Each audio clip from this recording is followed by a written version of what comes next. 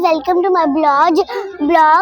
आज हम लोग की सोसाइटी के पास न्यू सोसाइटी बन रही है, तो हम लोग उसके लॉज में आए हैं।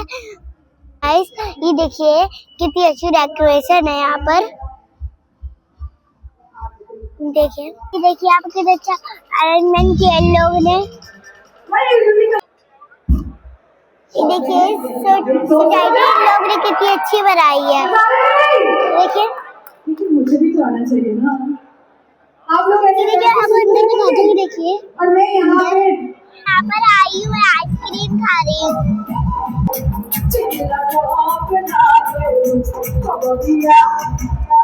अच्छा आइटम है यहाँ पर।